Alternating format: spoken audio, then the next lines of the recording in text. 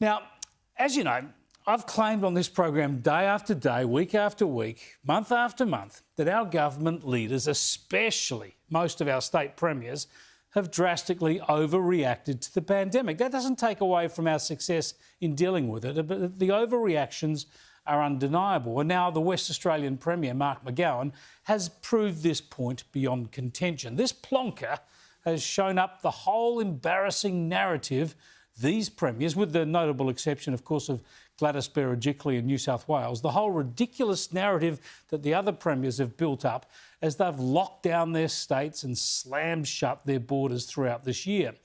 McGowan will be the only premier not attending tomorrow's pandemic national cabinet meeting in Canberra in person. Why? Because he's worried that he'll catch COVID from the Premier of South Australia, Stephen Marshall. Yep, Marshall's coming from a state of 2 million people with no active cases and no new infections for a week and a half, and the Western Australian Premier sees the SA Premier as a risk. He's going to abide by his own state's onerous health guidelines and stay away from the National Cabinet meeting. This bloke has become a parody of himself, and in South Australia, they seem to be a little insulted. Is he being a bit childish with his comments about South Australia? I think Mark McGowan will need to explain his logic. I mean, the reality is every other state premier and the other chief ministers have advice on South Australia's health, and they'll all be at the National Cabinet meeting. South Australia, I expect to have 12 days of no new cases when we report later today, and we have no active cases in our state whatsoever. That's quite a contrast with Western Australia, where I think they have more than a dozen active cases.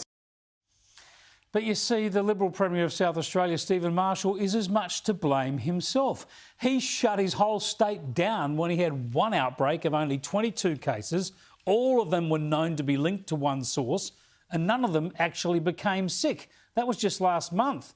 Then when he found out that one infected person in that cluster had lied about not working at a pizza bar, he blamed his whole overreaction on the lies of one poor pizza bloke.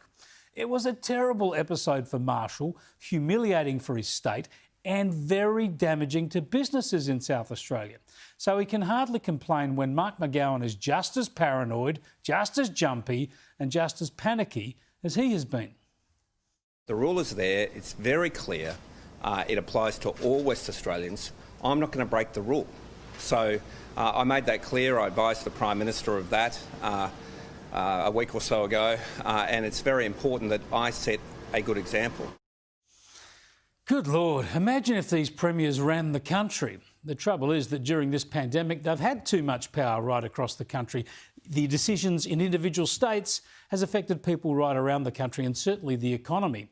They've been COVID catastrophists. They've been lockdown fetishists.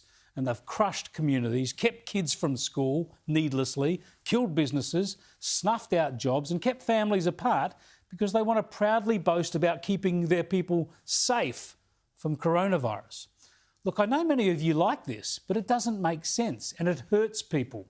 Instead of flattening the curve in this pandemic, they've been intent on elimination. They've imposed ugly, costly, brutal measures to eliminate the disease rather than control it. This is heartless, and as we've seen, it's needless. This is a disease that's virtually harmless to most of us. We know the vulnerable are the elderly and the sick, and we need to do all we can to protect them while not creating undue hardship for society as a whole. But the premiers have seen this as a chance to style themselves as antivirus heroes.